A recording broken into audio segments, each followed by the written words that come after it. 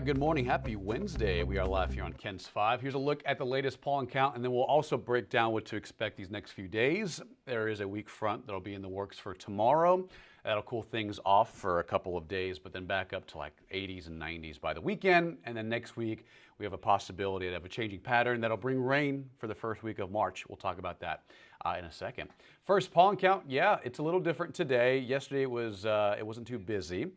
Today we have a couple of different allergens that are really on the rise. Cedar, because of our fluctuating winds every single day. It's heavy today, over 1,800. So if you're feeling stuffiness, it could be that. It could be the cedar at 1,890. It's heavy today. Ash is moderate at 110. Moldra light at 400. And elm is light at 50. Nothing too bad there. And before we get to the weather, I do want to talk about this upcoming Saturday. If you are big into astronomy, if you love stargazing, 6 different planets will be visible Saturday night. We have Jupiter, Uranus, Neptune, Saturn, Mercury, and Venus. And the last 4, Saturn, Neptune, Mercury, and Venus, those will be very low in the southwestern south sky. And you'll see all 6 of them 1 to 2 hours after sunset. So all 6 of them will be visible at the same time at that specific time. But after like 10, 11 p.m., that's when some of them will start, going below the horizon. You won't be able to see them any longer. But, just after sunset, between 7 and 9 p.m. will be probably the best time to see all 6 of them lining up almost in a diagonal line across the southwestern sky. So it's pretty cool across the night sky on Saturday night, western southwestern sky. Saturday, last day of February, by the way. March begins on Sunday. So if you are big into astronomy and if you have a telescope, maybe get that out for Saturday night. You'll be able to see a lot in the night sky. The moon will be 91% full. It won't be full, but it'll be close. But yeah, also to help things out with visibility, get away from city lights, look south-southwest and visible to the naked eye. Mercury, slightly challenging. Venus, Saturn, and Jupiter. The other ones you'll need a telescope for, like Neptune. And then here's kind of a breakdown of what that looks like. So mostly in the western sky, you'll see Mercury, Venus, Saturn, Neptune. And then those that are not visible to the naked eye, Neptune and Uranus. And just to reiterate the fact, how long after sunset will be those visible? 1 to 2 hours. You'll be able to see Jupiter all night long. But again, after like 11 p.m., some of those planets start to shift below the horizon. You won't be able to see them any longer. So something to keep in mind for Saturday night, last day of February. All right, outside right now, it's sunny. We have a couple of clouds overhead. Looks nice, and it was chilly this morning, but now temperatures are recovering. We're at about 70 in most locations around San Antonio, 66 at Bernie, 70 at Bulverde, near 80 in some areas already. In Carrizo Springs at 77, 78 at George West, mid to upper 60s across the hill country like Kerrville and over at Bernie. Winds lighter out west of I-35. You can see across San Antonio, I-35 up to Austin. Occasional winds between 15 and 25 miles per hour. Here's today's weather. Going to be a beautiful day, but on the warm side. I mean, normal high this time of year is like 70. We'll be near 88 degrees today. It's going to be extremely hot for February. Sunny skies, winds a little breezy, 10 to 20 miles per hour.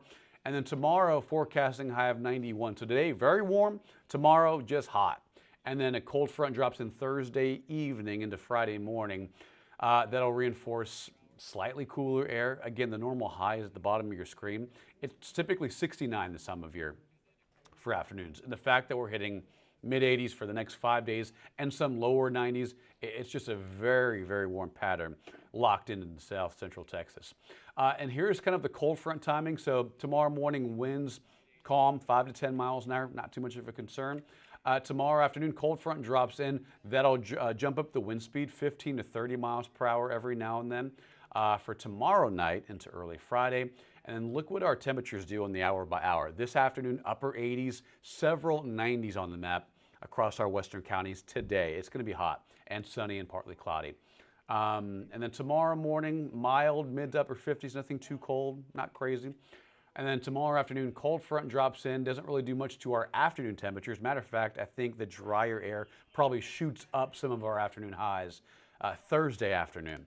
And then Thursday night rolls around, a little breezy, drier, cooler air. And then Friday morning, a little chilly, but no 40s or 30s are in the forecast, just lower to middle 50s at best in the hill country. Now, this is something to keep in mind. Thursday, we do have a high risk forecast for fire weather concerns. You combine those dry winds, low relative humidity amounts, the drought that's been expanding, going to extreme levels across the region.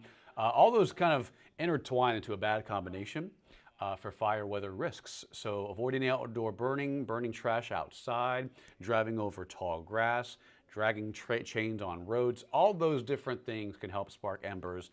And in this kind of environment through tomorrow and Friday, embers can jump pretty fast. So be very, very careful. Fire concern is elevated for Thursday, not today, but for tomorrow. And if you're wanting a change in the pattern, well, through the weekend, it's warm, highs in the upper 80s. It's going to be extremely warm through Saturday and Sunday. Next week, though, deepening area of weather, of troughing low pressure, happens sometime between Monday and Wednesday next week.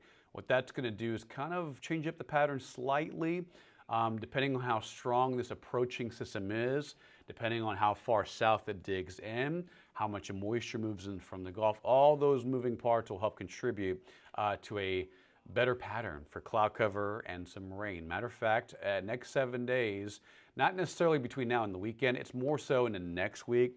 Like the first week of March is when it really starts to change, and the outlook looks to be above normal on rainfall. And you'll see that on the 14th day between Wednesday and next Saturday. That's when we could see some rain chances move in, anywhere from 20 to 40%. We're hoping, we're praying, and we're crossing our fingers for a changing pattern that brings some relief to this drought. All right, so here's your 14-day through Saturday, mid-80s, even 90s on Thursday. Very hot, near record high territory. Thursday afternoon under sunny skies.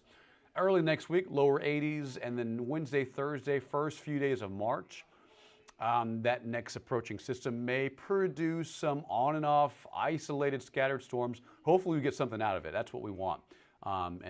Based on the latest outlook, latest weather system, forecast guidance, it at least shows some slight rain chances Wednesday, Thursday, Friday next week. So download the KENS 5 app. You will have daily updates with our KENS 5 weather team on there. New forecast information, updated data on hopefully what needs to be some rain next week. We'll have details on that coming up in just a bit. But again, we'll be live on KENS 5 News at noon in about 50 minutes for another update on the weather, on the timeline for today, next few days, on the cold front that drops in very weak, nothing too strong, and the rain chances, rain set up for next week. Hopefully we get something out of it. And we'll have also an update on local news, everything you need to know around San Antonio and across Texas as well. Have a great Wednesday, and we'll see you later on KENS 5.